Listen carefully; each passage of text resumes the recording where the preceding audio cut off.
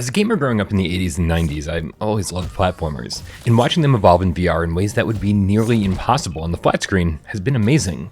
Max Mustard was a third-person platformer, but let us be our own sidekick with helpful first-person gadgets. Windlands 2 let us grapple around the world with friends, sending our fear of heights soaring to new levels. And then Gorilla Tag came along and said, we don't need analog sticks or a jump button. Just use your arms. PSVR2's newest platformer, No More Rainbows, takes the Gorilla Tag movement system, shoves it into a single-player adventure, and lets us finally roleplay as the baddest of bad guys and do what bad guys do best, and make life miserable for everyone around them.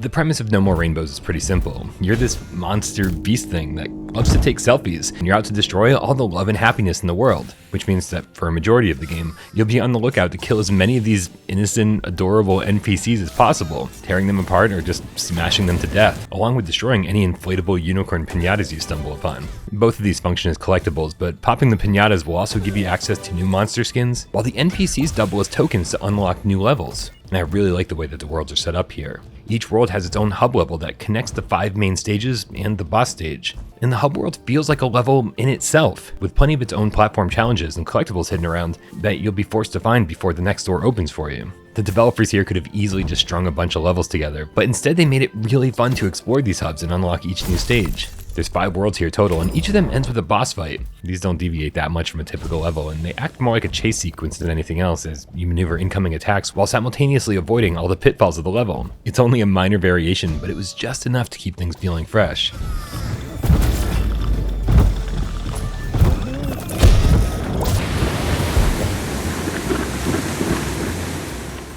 But the fun of exploration here mostly comes from the fact that No More Rainbows uses the Gorilla Tag control scheme. And considering that Gorilla Tag is one of the most downloaded, most profitable VR games currently on the market, I shouldn't be surprised that more and more games are starting to adopt it. Instead of using an analog stick to move around, you've got these 2 giant claws that you use as legs to pounce around the world. There's no jump button either, you just pound the ground with your fist to propel you in the right direction. It means that you're moving constantly in real life, which I know is an automatic pass for a lot of you, but I have to admit that just like Stilt before it, bouncing around using your hands is just way too much fun. There's some good haptics every time you hit the ground, along with a nice satisfying roar from the beast that makes you feel like you're this big, strong, furry animal.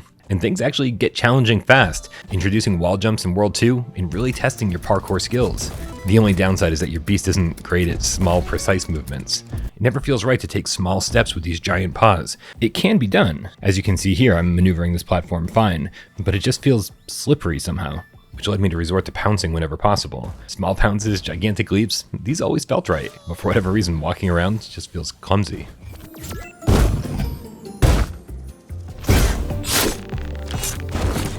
If you blast through the game, it's not going to take you longer than 3, maybe 4 hours. Unfortunately, there's a ton of reasons to go back and replay every level and take your time. Everything from finding all 10 of the NPCs and popping the 3 unicorn piñatas in each stage, some of which will require some serious platforming skills to obtain. But each level is also its own speedrun, and finishing them fast enough to get 3 stars and beat your friends on the leaderboard will take some practice. But if that's not enough, there's a couple of pretty fun multiplayer modes here.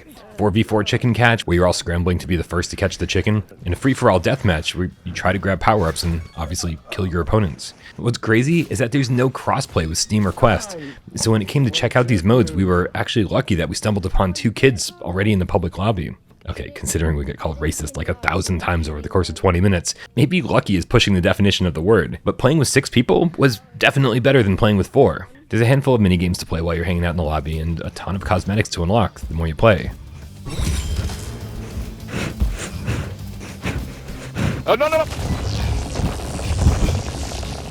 I'm not sure what's going on here, but the social screen output looks pretty terrible. The contrast is so high that all the darker colors just blend together, so for the review I had to adjust the gamma, brightness, and contrast in post to get a reasonable facsimile of what the game actually looks like in the headset. And in the headset, it looks okay. It runs at a smooth 90 frames native, and the low poly art style is nice enough, but the resolution could definitely use a bump.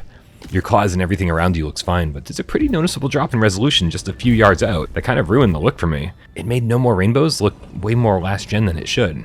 Fortunately, the soundtrack keeps things upbeat, and I love how different the music is in your home world versus the music that plays in the Rainbow world.